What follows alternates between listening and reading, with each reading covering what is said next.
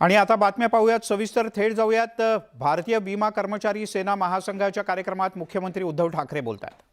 मुख्यमंत्री बने ये हमेशा सपना था नहीं, आज भी है, रहेगा। जब तक मैं हूं वो सपना रहेगा, और अगर सपना नहीं रहेगा तो हम नहीं रहेंगे। हे स्वप्न तर असलंच पाहिजे। मी जिकडे जाईन तिकडे मी माझा मी म्हणजे मी नाही, माझा पक्ष हा नंबर एकच असला पाहिजे। आणि एक क्षेत्र असं आहे की तुम्ही सगळ्यांचा विश्वास संपादन करता आहात। हे सगळे जे आपले विरोधी होते ते तगडे होते, म्हणजे असे कोणी नव्हते, काडी पैलवान कोण नव्हते। त्यांचं आव्हान मोडीत काढून तुम्ही केलं। जबाबदारी तुम्ही पेललीत, पण आता जबाबदारी वाढलेली आहे। जबाबदारी वाढली। मी आता बसताना अनिलला विचारत होतो की LIC ची ती जाहिरात आहे ना, जिंदगी के साथ भी जिंदगी के बाद भी, तसं माझ्या प्रत्येक कर्मचाऱ्याबद्दल विश्वास असला पाहिजे, माझ्या सेनेचा विश्वास असला पाहिजे कर्मचाऱ्यामध्ये की प्रत्येक हर कदम हम आपके साथ है। प्रत्येक कोणती कठीणाई येऊ दे, आम्ही तुमच्या सोबत आहोत। आणि जे आम्ही करतो आहोत, आपण करता आहात की जिंदगी के साथ भी जिंदगी के बाद भी, नाही जिंदगीमध्ये प्रत्येक पावलावरती ही आपली शिवसेना आपल्या सोबत आहे, हा विश्वास तुम्ही आज देशभर नेलेला आहात। आणि हा वाढवत नेला तर माझं दुसरं जे स्वप्न आहे, नंबर 1 नाही, सिर्फ एक हे स्वप्न सुद्धा तुम्ही पूर्ण करा। नक्की केलं पाहिजे। आव्हाने येत आहेत, एक आव्हान आणि नवीन गोष्टी आपल्या देशात बघायला मिळतात। तसं पाहिलं तर कठीण काळामध्ये मग ते व्यक्तिगत जीवनात असो किंवा मोठमोठ्या कंपन्या असो, हे जे आपलं क्षेत्र आहे विमा क्षेत्र, या विमा कंपन्या LIC असेल आणखीन कुठल्या, हे धावून गेलेले आहे। मग ती आर्थिक चणचण असेल किंवा आणखीन कोणती असेल, आज जे समोर चित्र दिसतंय की ही खाजगीकरणाची खाज वाढायला लागलेली आहे। कुठे कुठे खाजवणार आणि काय काय खाजगीकरण करणार कल्पना नाहीये। पण याही क्षेत्रामध्ये आता LIC वगैरेचं खाजगीकरण सुरू झालेलं आहे। काय भवितव्य, काय भविष्य, काय? तुम्ही कार्यक्रमाला आपण दीप प्रज्वलनाने सुरुवात करतो, दीप म्हटला की एक उजेड पडतो, पण इकडे भवितव्य जर अंधारात जाणार असेल तर मग आपल्या संघटनेचं काम महत्वाचं आहे। या सगळ्यांचा आवाज बनून, कोण आपले कोण दुसऱ्या युनियनचे असतील, पण ते सुद्धा आपलेच आहेत, म्हणून त्यांच्यासाठी न्याय हक्काची लढाई तुम्ही गेलीच पाहिजे। आहे ना, आता संपूर्ण देशात पसरलेला आहे, देशभर आपण उभं राहू शकतो, नव्हे तुम्ही राहिलात। मग ज्या वेळेला कोणी तुमच्यावरती अन्यायाचा वार करेल, त्या वाराचा मुकाबला करण्याची ताकद आणि हिंमत ही आपल्या भव्यामध्ये आहे, हे तुम्हाला तर सिद्ध करण्याची वेळ आली। मी जास्त वेळ तुमचा काही घेणार नाही, कारण बाकी सगळ्यांचं मार्गदर्शन बाकी आहे। मी खरंच तुम्हाला सांगतो, मी माझा उत्साह वाढवायला चाललेलो आहे, कारण दमदार वाटचाल चालली असताना मला सुद्धा जरा हुरूप होतो। कारण आता हळूहळू मी कार्यक्रमात सुरुवात केलेलीच आहे। 14 तारखेला जाहीर सभा घेतोच आहे, आणि किती दिवस हे नुसतं ऐकत बसायचं? करून एकदा काहीतरी थोडासा सवाल जवाब जो असतो, एक दुसरी बाजू पण असते, ती येऊ दे लोकांसोबत।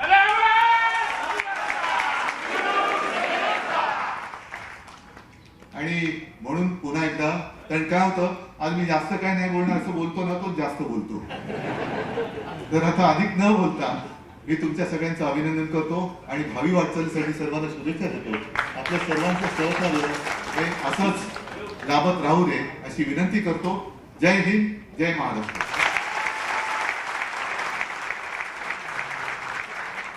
LIC मधल्या कर्मचारी सेना ही जी शिवसेनेची संघटना आहे, त्याच्या कार्यक्रमात मुख्यमंत्री बोलत होते।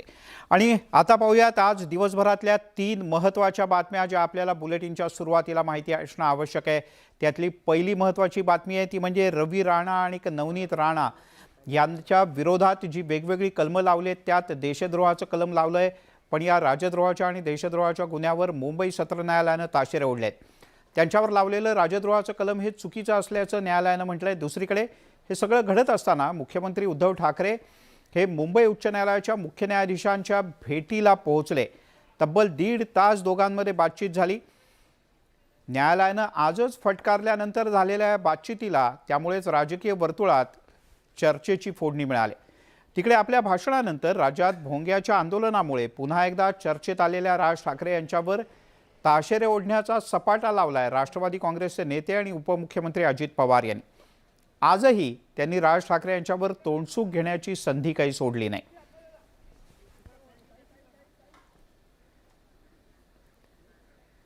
मुख्यमंत्री उद्धव ठाकरे यांच्या घरासमोर हनुमान चालीसा म्हणण्याचा निर्धार करून राणा दाम्पत्य मुंबईत आलं होतं, पण त्यांना अटकेची त्यांच्यावर कारवाई झाली. त्यांना जी वेगवेगळी कलमं लावली होती त्यात राजद्रोहाचं कलम लावलं होतं, पण याचवरून रवी राणा आणि नवनीत राणा यांना 13 दिवसांच्या जेलनंतर त्यांची सुटका झाली. पण त्यांना लावण्यात आलेल्या राजद्रोहाच्या कलमावरून न्यायालयानं राज्य सरकारला फटकारलंय. न्यायालयानं आपलं मत नोंदवताना म्हटलंय की राजद्रोहाच्या आरोपाखाली अटकेत असलेले अपक्ष खासदार नवनीत राणा आणि रवी राणा यांच्या विरोधात हे कलम लावणं चुकीचं आहे. मुंबई सत्र न्यायालयानं हे निरीक्षण नोंदवलं.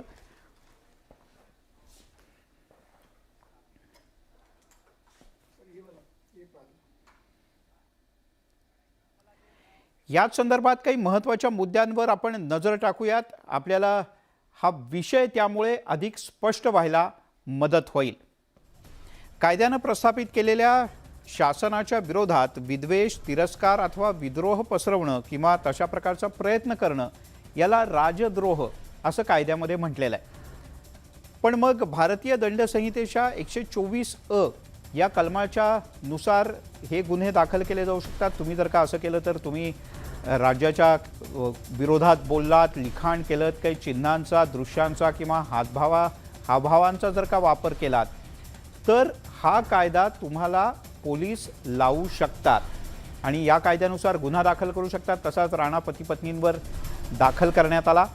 पण न्यायालयानं आज असं म्हटलं की या ज्या काही गोष्टी यात नमूद केलेल्या आहेत त्या राणा पती पत्नींनी केलेल्या नाहीत. हा कायदा लावणं चुकीचं आहे. तसंच इतर कोणत्याही मार्गानं तशा हेतूनं जर का कृत्य केलं असेल तर राजद्रोहाचा गुन्हा दाखल होत असतो. सगळ्यात महत्त्वाचं म्हणजे राजद्रोह हा अजामीनपात्र गुन्हा आहे. पण यावर सुनावणी करताना आज काय झालं ते आपल्याला माहितीच आहे. 3 वर्षांपासून जन्मठेप आणि याशिवाय दंड अशा प्रकारच्या शिक्षेची तरतूदसुद्धा या कायद्यात आहे जर का तुम्ही राजद्रोह केला असेल तर. दरम्यान राज्याचे गृहमंत्री दिलीप वळसे पाटील यांनी मात्र असं ठामपणे म्हटलंय की आम्ही विचार करूनच हा निर्णय घेतलाय. दरम्यान पाहूयात याच संदर्भातला एक रिपोर्ट. मातोश्री बाहेर हनुमान चालीसा पठणाकरता अमरावतीहून मुंबईत आलेल्या राणा दाम्पत्याविरोधात राजद्रोहाचा गुन्हा दाखल करण्यात आला होता. जवळपास 12 दिवस त्यांना तुरुंगात घालवावे लागले होते.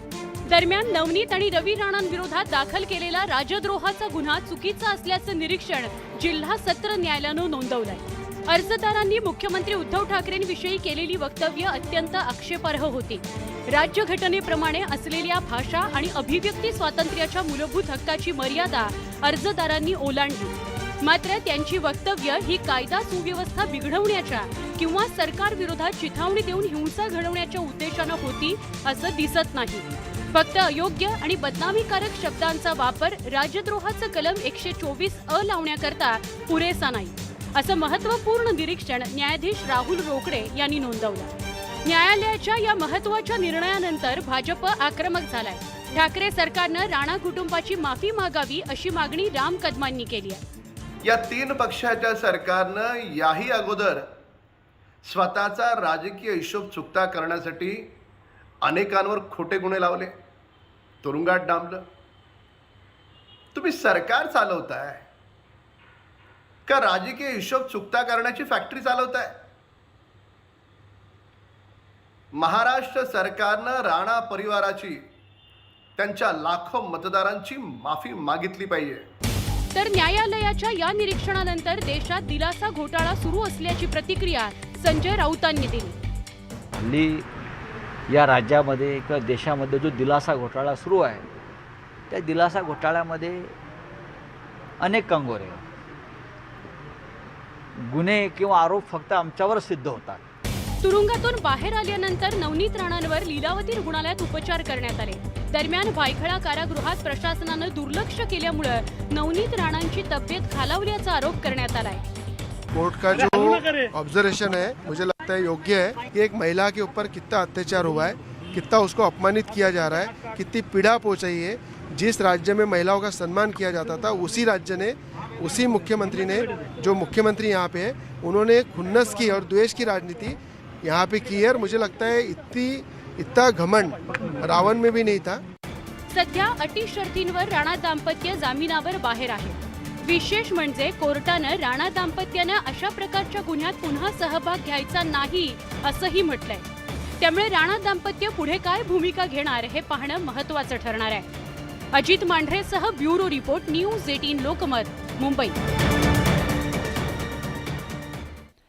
दरम्यान राणा दाम्पत्याला लावलेलं हे कलम योग्यच असल्याचं आणि विचार करून लावल्याचं राज्याचे गृहमंत्री दिलीप वळसे पाटील यांनी म्हटलंय।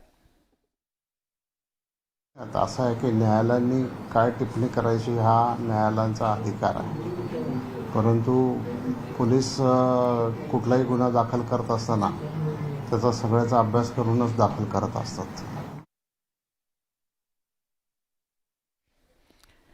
दरम्यान राज्याचे विरोधी पक्षनेते देवेंद्र फडणवीस यांनी ट्विटरवरून प्रतिक्रिया देत राज्य सरकारला जाब विचारण्याचा प्रयत्न केलाय। देवेंद्र फडणवीस यांनी ट्विटरवरून म्हटलेलं आहे की महाविकास आघाडी सरकारच्या कठोर आणि अलोकतांत्रिक धोरणांचा आणि विरोधाचा आवाज बंद करण्यासाठी केलेल्या कृतीचा पर्दाफाश केलाय। लोकप्रतिनिधींना चुकीच्या पद्धतीने अटक केल्याबद्दल महाविकास आघाडी सरकार आता माफी मागणार का?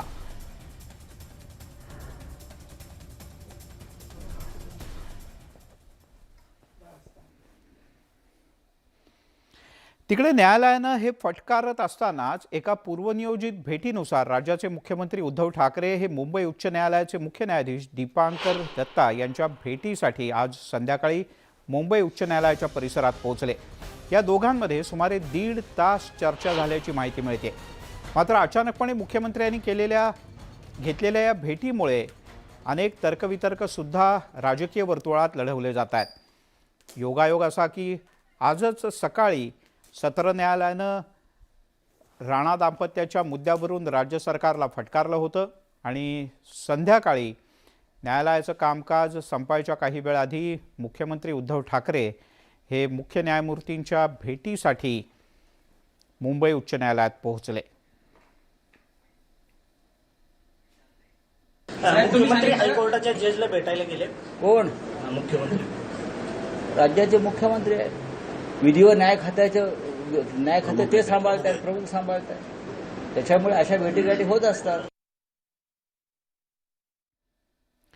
तिकडे राज्याचे उपमुख्यमंत्री अजित पवार यांनी मनसे आणि प्रामुख्याने राज ठाकरे यांना 4 गोष्टी ऐकवण्याची संधी आजही सोडली नाही। गेल्या काही दिवसांपासून जेव्हा जेव्हा संधी मिळेल तेव्हा अजित पवार हे राज ठाकरे यांच्यावर टीका करत असतात। राज्यात आंदोलनं, या व्यक्तीनं आतापर्यंत राज्यात जी आंदोलनं केली ती राज्याच्या आणि समाजाच्या नुकसानीची होती, अशा शब्दात अजित पवार यांनी मनसे आणि राज ठाकरे यांच्यावर खरपूस टीका केली। आज टोल घेतला म्हणून एवढे मोठे रस्ते, हायवे झालेत। मागे पण यूपी बिहारवाल्यांना हटवा म्हटलं होतं, पण मोठ्या शहरातली बांधकामं बंद पडली। हॉकर्सवाल्यांना पण त्रास दिला होता, पण तेही फेल गेलं, अशा शब्दात अजित पवार यांनी राज ठाकरे यांच्यावर टीका केली।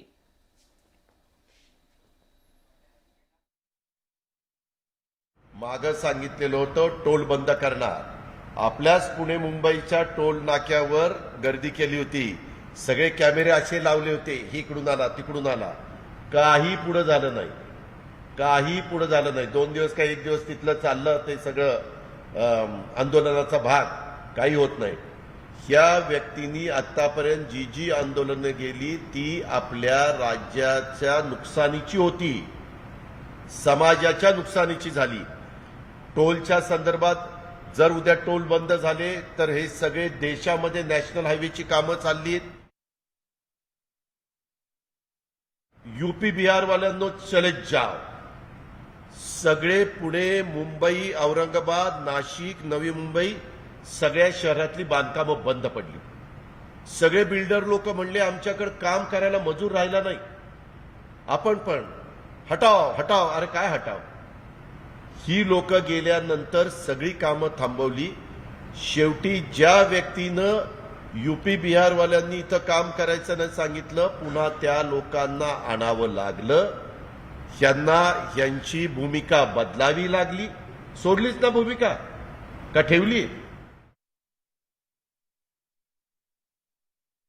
हॉकरच्या बद्दल पण ते फेरीवाल्यांना हटवा काही जणांना मारतात, कुठेतरी टॅक्सीवाल्यांना मारतात की त्याला प्रसिद्धी मिळते आपोआप न काही खर्च करता. तर काही पॉलिटिकल लोकांना न खर्च करता प्रसिद्धी फार हव्यास असतो ना काही लोकांना, कारण काहींना करोड रुपये खर्च करून प्रसिद्धी मिळत नाही आणि काही लोकांना न काही करता प्रसिद्धी मिळते.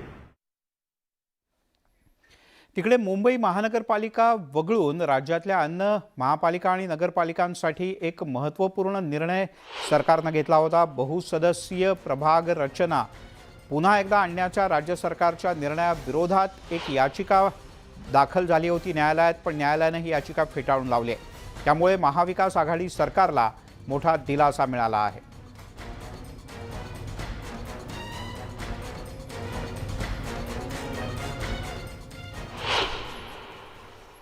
विरोधक राज्य सरकारवर कायमच टीका करत असतात. हे सरकार पडण्याच्या तारखा अनेक वेळेला देण्यात आल्या, पण हे सरकार पडलं नाही आणि पडणार नाही असा विश्वास शिवसेनेचे नेते आणि खासदार संजय राऊत यांनी व्यक्त केला. केंद्रीय तपास यंत्रणांचा गैरवापर सुरू असल्याचा आरोप सुद्धा राऊत यांनी पुन्हा एकदा केला. शिरूर लोकसभा मतदारसंघात आघाडी व्हावी यावर चर्चा होईल. या मतदारसंघातील पुढचे खासदार शिवाजीराव आढळराव पाटील असतील असा दावाही राऊत यांनी केला.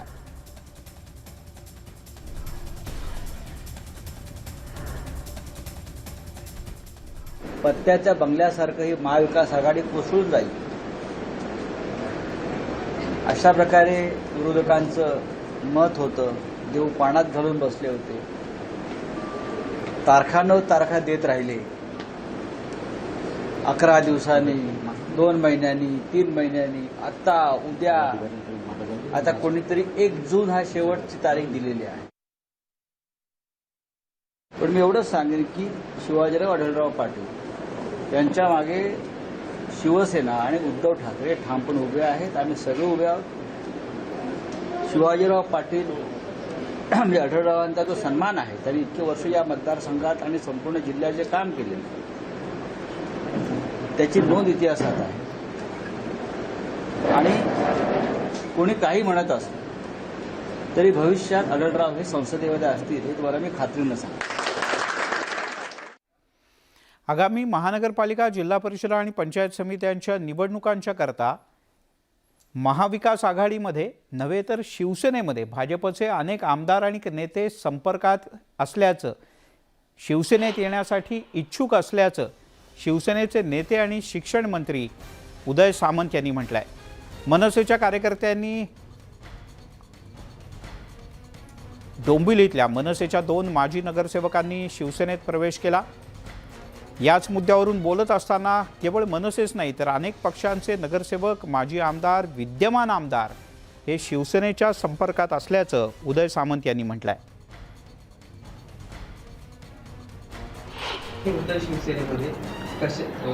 काय वाटते ज्या महानगरपालिकेच्या आता निवडणुका होतील, नगरपालिकेच्या निवडणुका होतील, त्याच्यामध्ये फक्त मनसेतच नाही, आमचे जे हितचिंतक आहेत त्या पक्षातनं देखील अनेक लोक आमच्या संपर्कामध्ये आहेत. नगरसेवक संपर्कामध्ये आहेत, काही माजी आमदार संपर्कामध्ये आहेत, काही विद्यमान आमदार देखील संपर्कामध्ये आहेत. तर मला असं वाटतं की नुसतं मनसेतले इन्कमिंग नाही, अनेक पक्षातलं इन्कमिंग शिवसेनेमध्ये होतं आहे आणि या महानगरपालिकांमध्ये शिवसेना हा 1 नंबरचा पक्ष असेल. कल्याण डोंबिवली महापालिकेच्या आगामी निवडणुकीत एक छोटासा का होईना पण एक महत्त्वाचा धक्का मनसेला बसला आहे. कारण मनसेच्या 2 माजी नगरसेवकांनी आज थेट मुख्यमंत्र्यांच्या उपस्थितीत शिवसेनेत प्रवेश केला. कल्याण ग्रामीण मतदारसंघातील शिवसेनेचे माजी नगरसेवक गजानन पाटील आणि पूजा पाटील यांनी आज भगवा खांद्यावर घेतला. मुख्यमंत्री उद्धव ठाकरे यांच्या उपस्थितीत या 2 माजी नगरसेवकांनी शिवसेनेत प्रवेश केला. मनसेतून शिवसेनेमध्ये इन्कमिंग सुरू झाल्यानं ग्रामीण भागात शिवसेनेची ताकद आणखीन वाढणार आहे. कल्याण डोंबिवली महापालिकेमध्ये गेले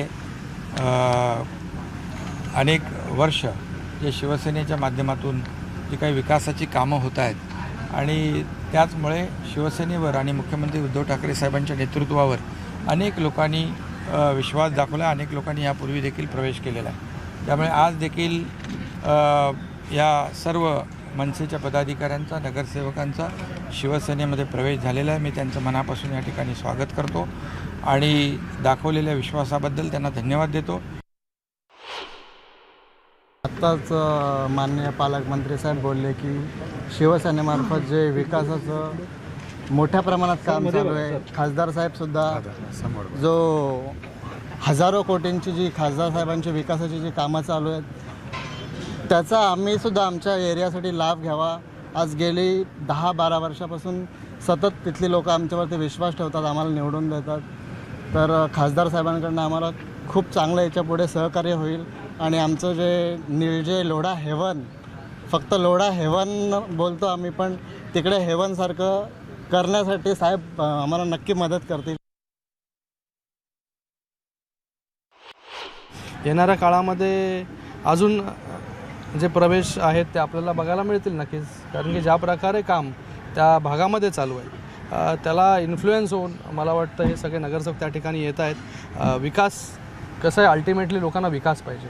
आज ज्या प्रकारे राजकारण चालू आहे मला वाटतं त्याचं काही घेणं देणं लोकांना नाही. लोकांना आपल्या घरी काय चालू आहे, आपल्या दारात काय, आपला रस्ता होतो आहे की नाही ह्याच्याशी घेणं देणं आहे आणि त्या प्रकारे ते डेव्हलपमेंट त्या ठिकाणी चालू आहे. त्याच्यामुळे इकडे इतक्या मोठ्या प्रमाणामध्ये नगरसेवक प्रवेश करत आहेत शिवसेनेमध्ये.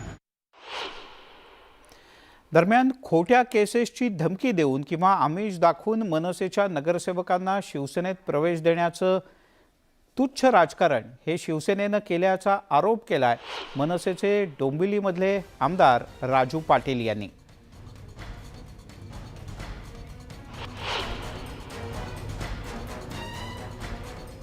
त्यामुळे राजू पाटील यांना जेव्हा या 2 मनसेच्या माजी नगरसेवकांनी शिवसेनेत प्रवेश केल्याबद्दल प्रतिक्रिया विचारली असता मनसेच्याच नाही तर अन्यही काही नगरसेवकांना किंवा लोकप्रतिनिधींना केसेसची धमकी दिली जाते आणि मग त्यांचा शिवसेनेत प्रवेश करवला जातो असा आरोप राजू पाटील यांनी केला आहे.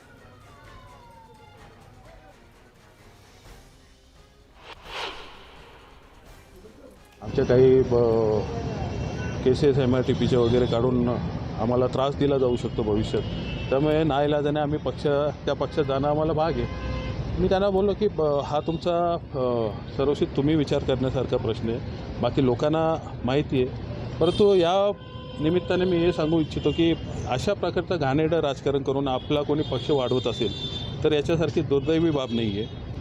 आपापला पक्ष प्रत्येकाने वाढवावा, खुशीने कोणी येत असतील घेत जावा. विचाराची लढाई विचारांनी लढायला पाहिजे, परंतु इथे तसं होताना दिसत नाही आहे.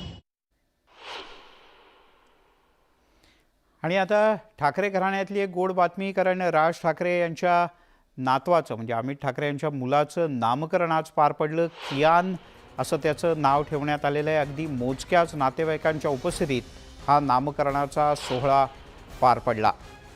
कियान याचा अर्थ राजा असा आहे.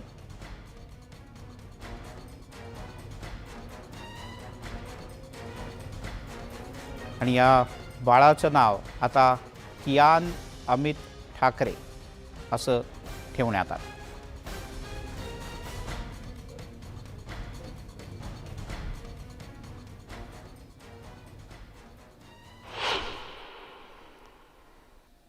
आदित्य ठाकरे यांचं निवासस्थान मातोश्री असलं तरी ते सरकारमध्ये मंत्री असल्यामुळे त्यांना एक शासकीय निवासस्थान देण्यात आलं आहे. आणि या 2.5 वर्षांच्या कालावधीत पहिल्यांदाच आदित्य ठाकरे यांच्या शासकीय निवासस्थानी अर्थात रायगड इथे उद्धव ठाकरे हे पोचले होते. जवळपास 7 महिन्यांच्या अंतरानंतर आदित्य ठाकरे यांच्या रायगड या शासकीय निवासस्थानी मुख्यमंत्री दाखल झाले. सर्जरीनंतर पहिल्यांदाच उद्धव ठाकरे रायगड या आदित्य ठाकरे यांच्या निवासस्थानी पोहोचले.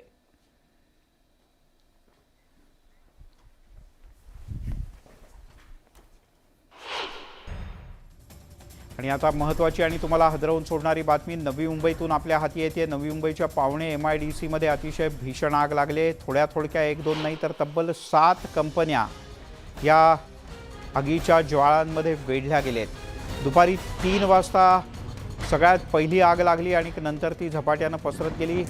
MIDC अग्निशमन दलाच्या गाड्या घटनास्थळी तातडीनं पोहोचणं अपेक्षित होतं, पण त्या पोहोचायला काहीसा उशीर झाला. तोपर्यंत आगीनं रौद्र रूप धारण केलं होतं.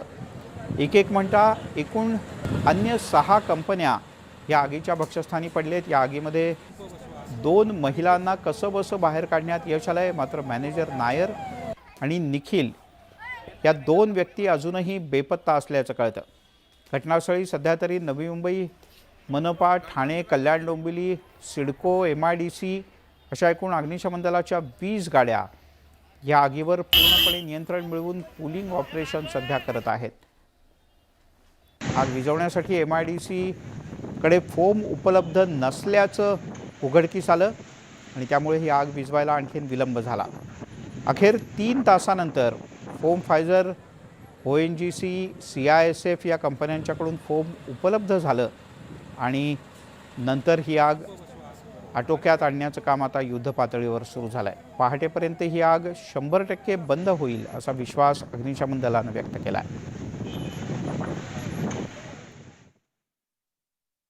अग्निशमन दल ज्या फोमची आतुरतेने वाट पाहत होते त्या फोमच्या गाड्या आता घटनास्थळी पोहोचलेल्या आणि त्याचा मारा सुरू झाला आहे. माझ्या डाव्या हाताला बघू शकता तुम्ही की या फोमचा मारा आता ह्या आगीमध्ये सुरू आहे. मी या जी कंपनी जिथे ज्याला आग लागली आहे त्याच्या मी काही फुटाच्या अंतरावरती आहे. आपण बघू शकता कंपनीची परिस्थिती काय. जर हा फोम तब्बल आग लागल्यापासून जर आता आपण बघितलं तर 4 तास उशिराने हा फोम पोहोचलेला आहे. हे जर वेळेतच फोम असता तर मात्र ही परिस्थिती झाली नसती. कदाचित आग लवकर विझली असती, परंतु फोम उशिरा आल्याने आपण बघता की एकाच गाडीने 2-2 बाजूनी फोम मारला जातोय. हीच ती कंपनी जिथे ज्याला पहिली आग लागली होती आणि त्यामुळेच आता ही आग अजूनही विझत नाही आहे. फक्त आता याला एकच मारा ही जर कारण केमिकल आहे, रबर आहे. रबर हा जर विझवायचा असेल तर त्याला फोमचीच गरज आहे. म्हणून हा फोमचा मारा बघू शकतो आपण. दोन्ही बाजूनी हा फोमचा मारा इथे सुरू आहे. हल्दीरिया, ONGC अशा मोठमोठ्या कंपन्यांकडून हा फोम मागवण्यात आलेला आहे. वेगवेगळे टँकर्स मागवलेले आहेत आणि त्यांना एक ग्रीन कॉरिडॉर पोलिसांनी तयार करून दिला होता कारण की ते लवकर इथे पोचावे. हा फोम लवकर पोचण्यासाठी त्यांनी हा प्रयत्न केला गेला होता. उशीर असला तरी पण आता फोम आल्यामुळे ही जी आग लवकरच आटोक्यात येईल असं म्हटलं जाते. आपल्यासमोर अग्निशमन अधिकारी आहेत, आपण त्यांच्याशी बोलूया. आता फोमनी किती फरक पडणार आहे सर, काय म्हणाल सर? माझं सर काय म्हणणार आहे? तुम्ही ज्याची वाट बघत फोम आता आलेला आहे, किती फरक होईल, फायदा होईल त्याचा? जवळजवळ 100% आता आपला फरक पडेल आग विझवण्याकरता. कारण मगाचपासून फोमची प्रतीक्षा करत होतो. आमच्याकडे जेवढा फोम उपलब्ध होता तो आम्ही यूज गेलेला आहे. आता ONGC पण आता मदतीकडे फोम टेंडर आलेलं आहे. जसं हायड्रेलियाचा जो तुम्ही बघितला आता हायड्रेलियाचा फोम टेंडर त्याचं काम चालू आहे आग विझवण्याचे. ह्याच्यामुळे जे आम्हाला जे आता जो रिकव्हरी रेट होता आमचा तो कमी होईल. याच्यामध्ये जे 4-5 तास लागणार होता 1-1.5 तासात क्लिअर होऊन जाईल ते आता हे. आणि जो धोका होता जवळजवळ 50% आग कंट्रोलमध्ये आलेली आहे. जास्त करून तो कुलिंगचंही काम चालू आहे. व्हिडिओ जर्नलिस्ट अनिश बाबरचा विनय मात्रे, न्यूज 18 लोकमत, नवी मुंबई. आपल्यासोबत DCP पानसरे साहेब, आपण त्यांच्याशी बोलूया. सर काय म्हणाल, कशा पद्धतीने यंत्रणा आता आपण राबवत आहे? सकाळी 2:30च्या दरम्यान इथं बेस्ट कॉस्ट पॉलिमर्स लिमिटेड या कंपनीला आग लागली होती. आग लागल्यानंतर आपण तात्काळ आजूबाजूच्या सर्व परिसरातील कल्याण डोंबिवली, ठाणे, नवी मुंबई या ठिकाणच्या अग्निशमन वाहक मिळालेले आहेत. ONGCचं सुद्धा फोमचं वाहन आपल्याकडे आता येत आहे आणि आग विझवण्याचे प्रयत्न आपण बऱ्यापैकी करून जवळजवळ 70% आग आतापर्यंत विझवण्यात आलेली आहे. त्याच्यामध्ये 3 जखमींनासुद्धा आतापर्यंत बाहेर काढण्यात आलेलं आहे आणि 1 इसम आतमध्ये असण्याची शक्यता आहे. तरी आग संपूर्ण विझल्याशिवाय आतमध्ये नक्की काय आहे याची आपल्याला कल्पना येणं थोडंसं अवघड आहे. ही जी कंपनी आहे, हिच्या आजूबाजूच्या ज्या 2 कंपन्या होत्या त्या कंपन्यासुद्धा जळून खाक झालेल्या आहेत. समोरची ही जी कंपनी आपल्याला दिसते हिच्यामध्ये बदाम ठेवलेले होते, ते बदामांनासुद्धा आग लागलेली आहे आणि ती विझवली तरी आपण पुन्हा तो पेट घेत आहे. सर काय म्हणाल की आता ज्या पद्धतीने आगीचा लोड दिसला आपल्याला, त्याच्यामध्ये काही कामगार आहेत, काही मॅनेजर पण त्याच्यामध्ये असल्याचं बोललं जाते.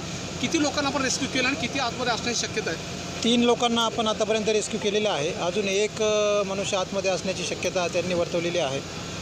तरी अजूनही बाहेर काढण्याचे प्रयत्न चालू आहेत. आता पूर्ण आग विझल्यानंतर त्याची एकंदरीत कल्पना आपल्याला येईल. पण या सगळ्या प्रकरणात जेव्हा 3:15 वाजता ही आग लागली त्याच्यानंतर मात्र जवळ हाकेच्या अंतरावरती अग्निशमन दल आहे, मात्र तिथून गाडी यायला खूप वेळ लागला, त्यामुळे आग भडकली असं इथल्या लोकांचं म्हणणं आहे.